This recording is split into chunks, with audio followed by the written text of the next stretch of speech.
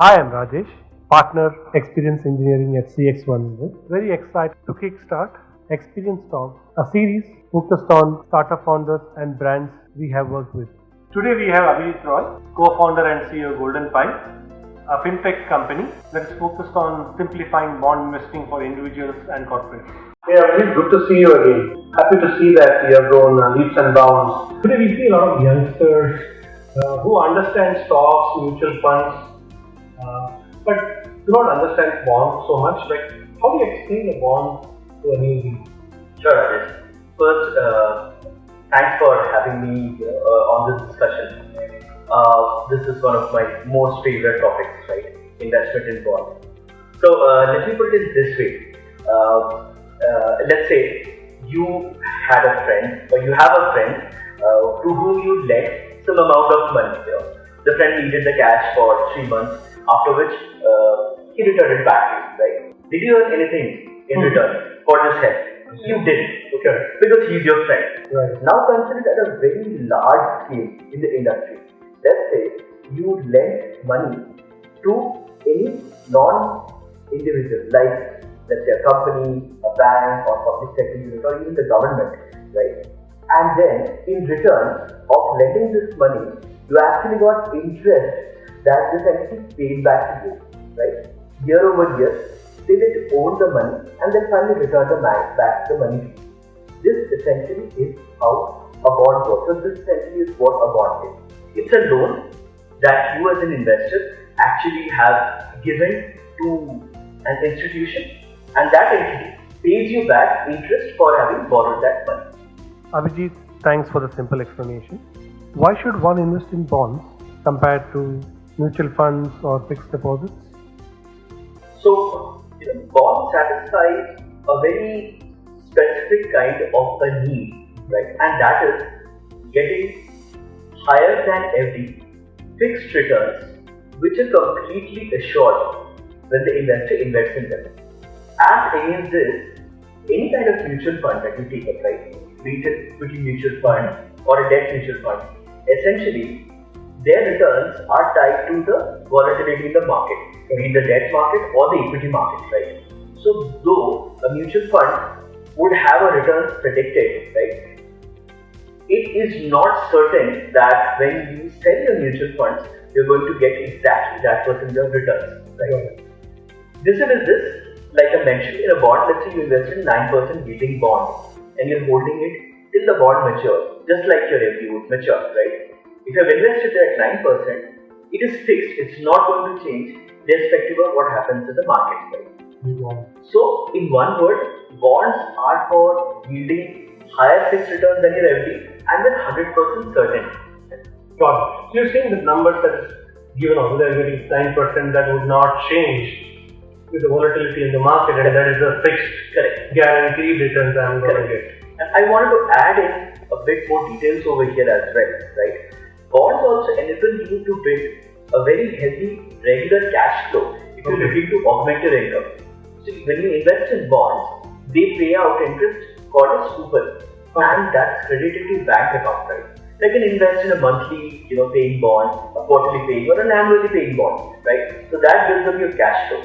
There are a couple of other benefits also, like saving on capital gains, getting tax-free bonds wherein your returns are 100% tax exempt. So there are quite a few benefits of making your investments into this specific fixed income category called bonds.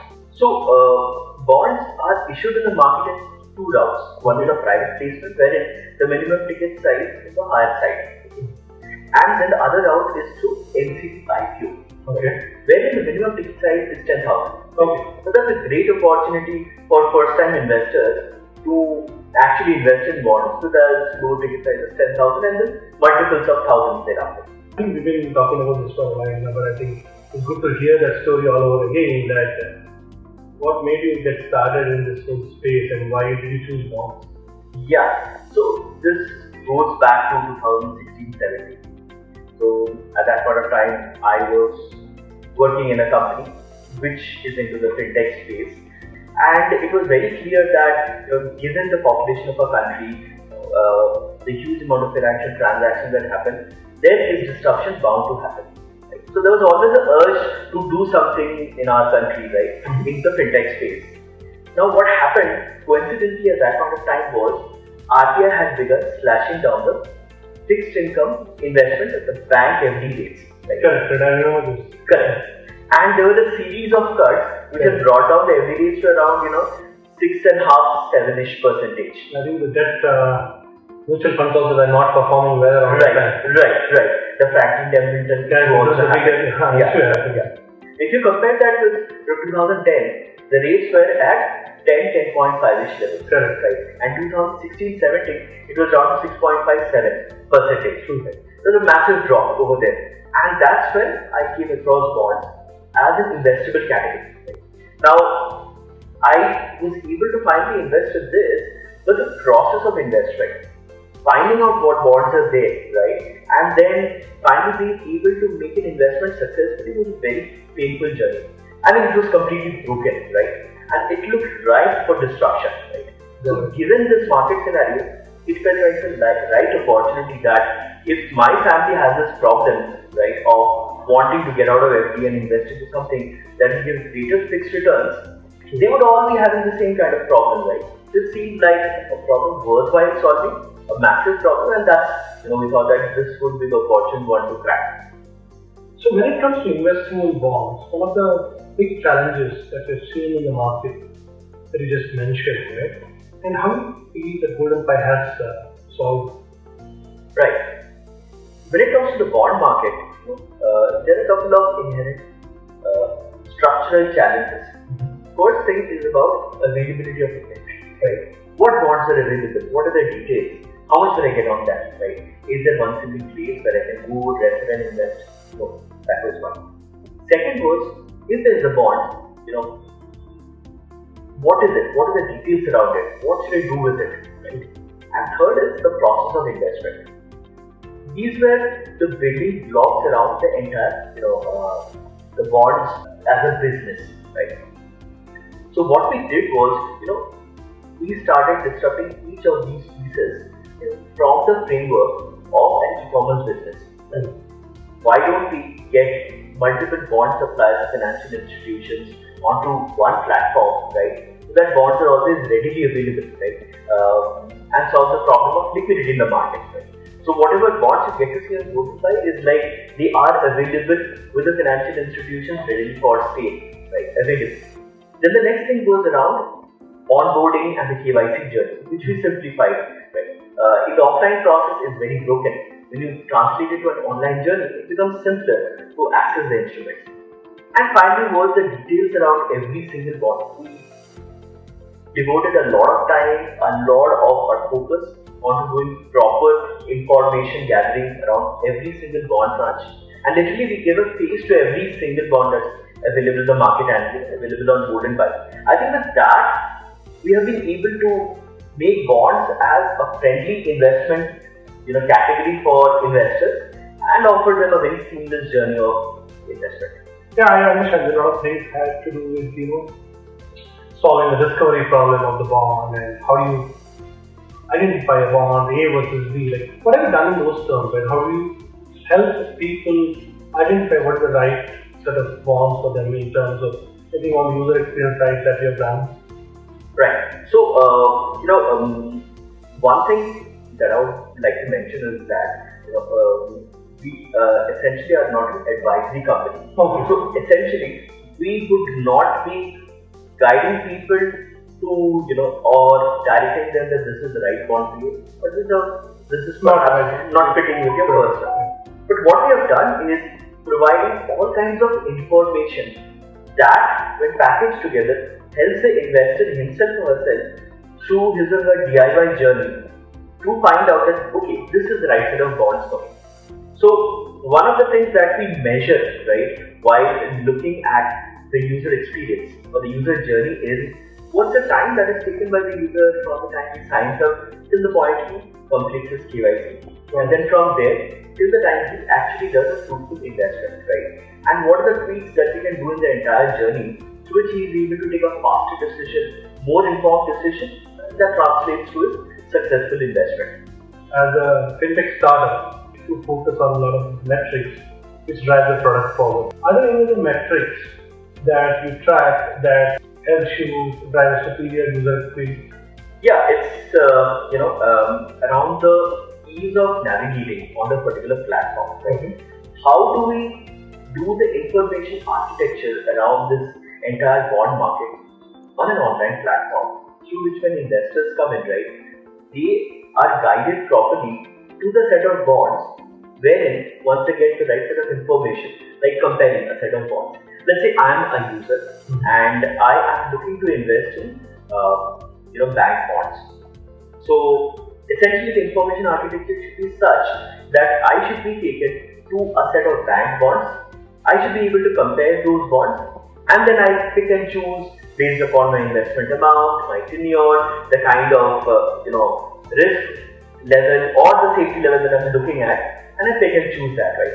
This becomes a very key part of an investor experience. Why? Because the bond market essentially has got thousands of bond tranches, right? True. Being able to narrow down from there to the bonds of your choice which fit your persona is a very critical part in the overall user experience.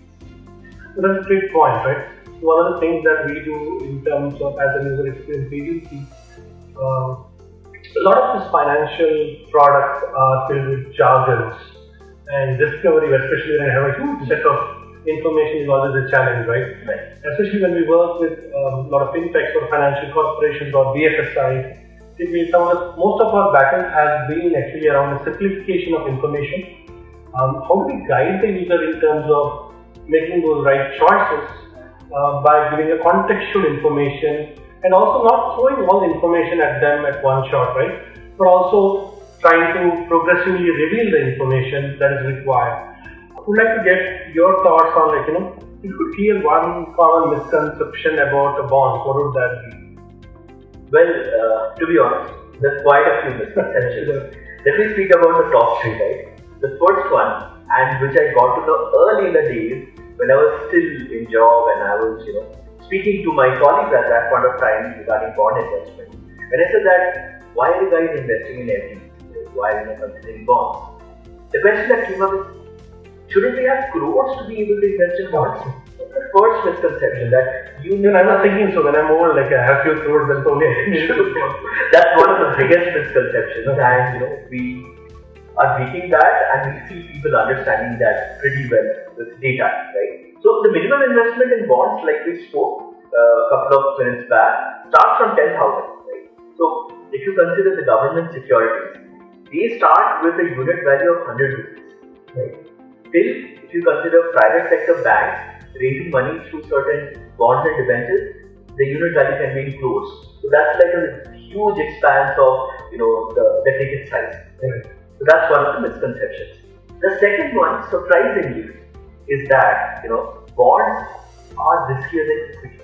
And I was surprised to see that from quite a few potential investors, because I think it stems from the fact that the education level is very low, and you always fear the unknown because you don't have the details or knowledge about bonds. You feel that this must be something risky. Very confident, like that. Yeah. So the mutual fund industry has spent tons of money on actually investor awareness. Right. Unfortunately, that has not happened in the bond space yet. So, that definitely is one of the. You see that there's a huge awareness issue in general. That's true. We all have heard the term, right? Mutual funds are subject to market risk. Are there any risks with bonds? Oh yeah, certainly. Like any investment class on earth, right? Bonds also have got their own inherent risks. Couple of them are, first, the default risk, which means that if I put my money into a company, if they issue me bonds, there's a high probability they will not be able to pay me my interest or my money. Right? So that's the default risk. So first point over here is to invest in bonds of good companies, good credit rating, good financials. Right? Second thing is around like interest rate risk. The returns on bonds are directly proportional actually to the interest that is set by RBI in the market. So when RBI hikes the rates, like it happened recently, right? Twice. The bond interest rates also goes up. It goes along with the repo rate. Yes. So bond interest rates are directly proportional, directly correlated to the rising repo rate or the falling repo rate. So wherever repo rate goes, bond interest rates will follow. But then the bond price is inversely related to that. So when the bond returns are going up, the bond price will go down. Okay. So now let's say I as an investor have invested in a bond and it's giving me 9% return. Fine. If I hold this bond to maturity, I'm good, locked at 9%. But now let's say in between, RBI increases the rate, my bond's rate also goes up to 9.5%. Then the notional value of my bond, if I now go out to the market to sell, will be lower than what I had purchased. So you're sitting on a notional loss if you go to sell. Right? That's the thing. Got it. But if you hold on, you're okay. But if you hold on, you're okay. Is there something that you're doing at a GoldenPi level to ensure users are able to easily identify high quality bonds? There are two ways in which we do this. One is we only show AAA to A-rated bonds on the GoldenPi platform, right? So you're already doing a hygiene check. Yeah, that's a hygiene check. On top of that, there are a couple of bonds who come with the nuances, like tier 1 bonds, tier 2 bonds, which are risky. So, whenever an investor attempts to invest in them, we actually display to them that, see, you are getting high yields because these are risky bonds. Right. Now take your own judgment call if you want to go ahead. Right? Abhijit, as you know, I think post-COVID, the number of young investors have increased in India. If you look at Zerodha has added 3 lakh customers every month compared to 70k they were doing. And young investors are now jumping into NFTs, cryptos, bitcoins. What's your advice to young investors? When young investors start earning, it's important to start enjoying life with it, of course. But at the same time, it's also important to start saving, correct? Because the sooner you start saving, the more will be the amount of capital that you save, not only for your future expenses, but also for any contingency situation. Number one. Number 2 is on where you invest. Right? I've seen plenty of examples of people wherein first-time investors, youngsters, they haven't understood the basics of NFT or crypto. They have jumped into it just because their friends have been doing it. There's been a strong FOMO effect over there, right? That is completely to be avoided. If I don't understand something, I should not be putting in my money over there, right? Third thing is having completely advise against investing in crypto. Well, I won't say that. I say that, it's early on in your life, you can take risks, but should you bet your entire savings into that risky asset? Do not put all your money. Yeah. Don't put all your money into one single asset, right? Try and diversify with a little bit in equity, little bit into bonds, right? And maybe a little bit of exposure into crypto, right? Rather than putting everything into one single asset. Thanks for sharing a lot of great insights in terms of bonds and in terms of the user experience that you have built. What's your vision for GoldenPi? That's the $1 billion question. So the platform is rapidly scaling up with investors, and investor awareness is going up regarding new asset classes. And wherein one of the key elements that fits into anybody's portfolio is fixed income investment. So one is we definitely want to put in larger variety, larger assortment of these fixed income options, right? Bonds and debentures across the spectrum. Right? And number 2 is that take out this asset class across every single investor in the country, so that they definitely have a portion of their portfolio apportioned to fixed income investments also, right? And that's $1 trillion market space to be actually disrupted, and a tremendous amount of value to be provided to investors, which they have been missing out till date. It's time now that individual investors are also able to take a part in that, right, and help in the growth of the company through this debt channel. If you look at all the developed nations, their debt market is extremely evolved. Correct. And that is one of the key levers that has driven them to become a developed nation. That trigger is happening now in India, and we definitely want to be a key participant in that transformation. Thank you, Abhijit, for taking your valuable time to share some of your knowledge and insights. And it was actually refreshing for me to go over this entire bonds and the space all over again. I hope you had an amazing time with Abhijit and learning more about bonds, bond investing, and understanding the whole space. Stay tuned for more.